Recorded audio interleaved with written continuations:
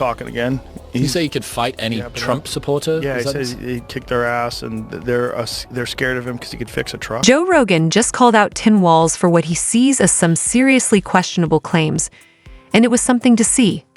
After taking a major loss in the election to Donald Trump, Walz has been trying everything possible to shift the narrative, reaching deep into the playbook to throw shade and paint the government in a negative light. This I think I could kick most of their ass. I do think that if they wanted to. I know I can outrun them, but I don't know if we're going to fall into that place where we want to. Okay, we challenge you to a WWE fight here type of. But no surprise here, his wild claims didn't go unnoticed. Enter Joe Rogan, who called him out with zero hesitation. Welcome to the channel. If you're new, hit that subscribe button and let's dive into the drama. Ever since Donald Trump crushed his shot at the vice presidency, Tim Walz has been in a steady decline, dropping questionable jokes and out there statements. And just when it seemed like things couldn't get stranger, a video popped up showing Walz making some truly bizarre remarks about his own toughness and superhero-level skills. About Biden and Kamala, what do you think you do if you're either of them now? Like, Trump's just running ragged, flying high, having all of this fun. What are they doing? Like, what do you do when you've lost two people have lost a campaign in the space of 6 months? I don't know. Tim Walz is out there talking again.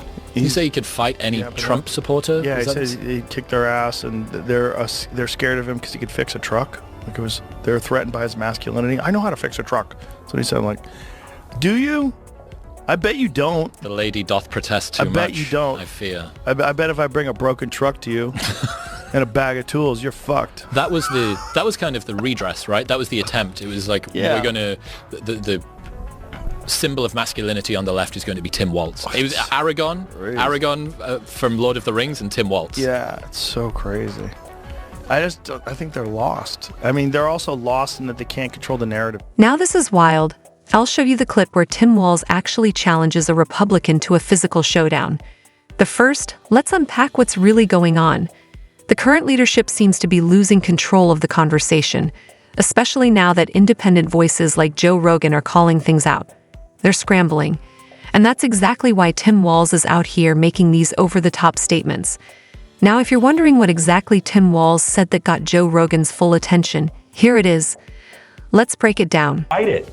And well, this notion I think I could kick most of their ass. I do think that if they wanted to. I know I can outrun them, but I don't know if we're going to fall into that place where we want to. Okay, we challenge you to a WWE fight here type. It's one thing to crack a joke, and another when it looks like you're completely losing control. And right now, Tim Walz seems to be unraveling. The party might be better off handing the spotlight to AOC, Gavin Newsom, or even Bernie Sanders at this point. As for Minnesota, it feels like the countdown has begun to quietly show Walz the exit, and maybe even throw a farewell bash. One Minnesotan wrote, "As a local, I can confirm that many of us want change so things can get back on track." And it wasn't just Minnesotans ready for a fresh start.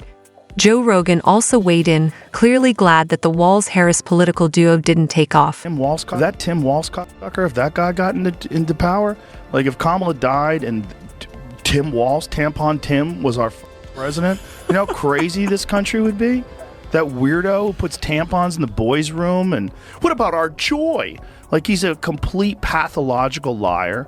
Like a complete liar. Lied about being in Tiananmen Square, lied about being a fucking head coach of a football. At this point, it's hard to say who's more out of touch, Tim Walz or Kamala Harris. Harris drops confusing speeches like she's hosting an open mic, and while Walz might not speak in circles, he's become an expert in bending the truth. Remember when he claimed to be a high school football coach during his 2018 campaign?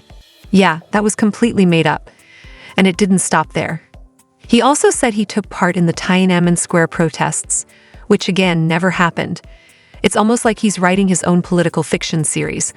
But honestly, that's not even the worst of it. Just wait until you hear his latest strange comments. This guy bugs me in a way that is probably unhealthy. And but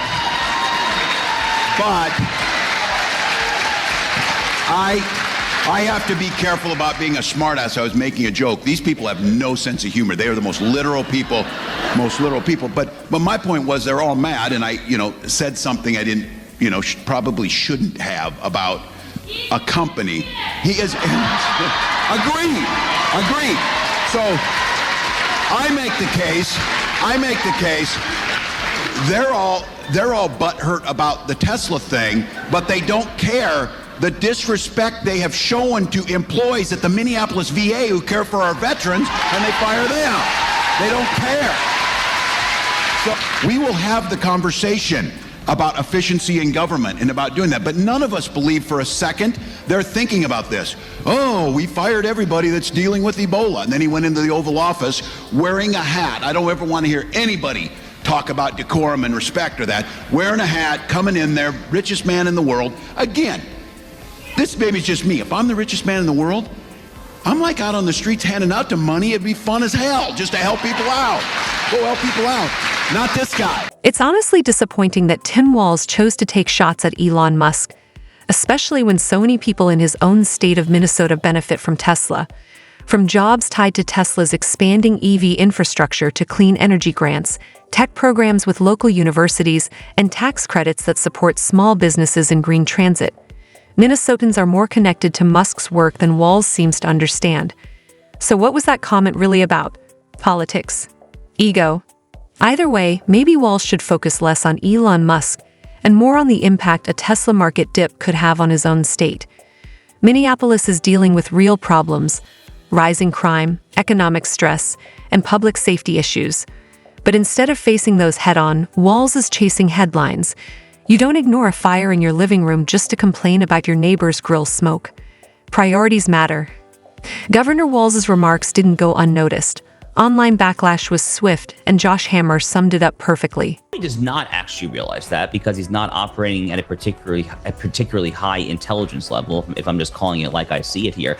You know, there actually are some moderate-ish Democrats who are not going like full, complete, utter, disgusting jerk when it comes to the issue of Tesla. So, for instance, Rogan, who comes from Silicon Valley, he plays footsie with a lot of the big tech bigwigs. You know, he had an interview this past week, Rita, where he said, "I'm not rooting against Tesla. Tesla employs 20,000 people in my district." Okay, thank you for speaking some common sense there. But Tim Walz doesn't really know common sense from the other side of his foot there. I mean, this man speaks drivel, and when he's not speaking drivel, he's speaking far left ideological pablum there. Thank God this man is not the vice president of the United States right there. I mean, frankly, rooting for an iconic American company to fail in this manner, to root for people who are living off of their investment income, living off their capital gains, people who are in their 60s, 70s, who are retired, who are just living off of their dividends, whatever they're rooting for them to fail is nothing short of disgusting. It's not about Elon Musk. It actually is virtually nothing to do with Elon Musk.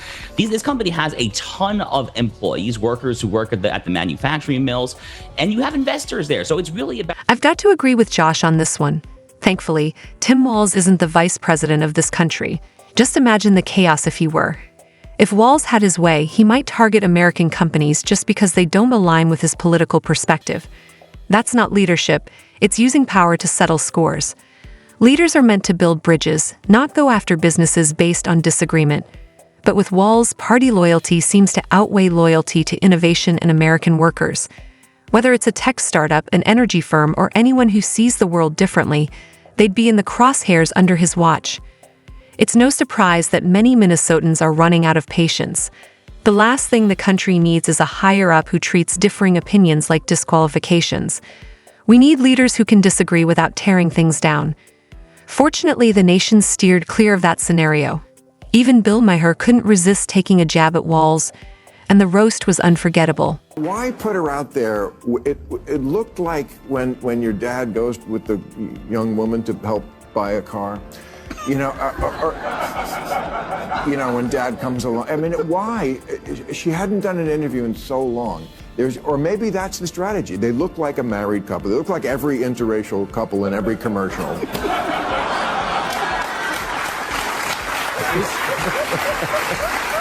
Maybe that's the, no, but they messed it up because they didn't do the optics right because she looked like she was only 2 feet tall and he was up front looking like Frosty the Snowman. So it kind of failed, but I see what they were going. Yep, that's probably how we ended up with the idea of a Tim Walz and Kamala Harris ticket.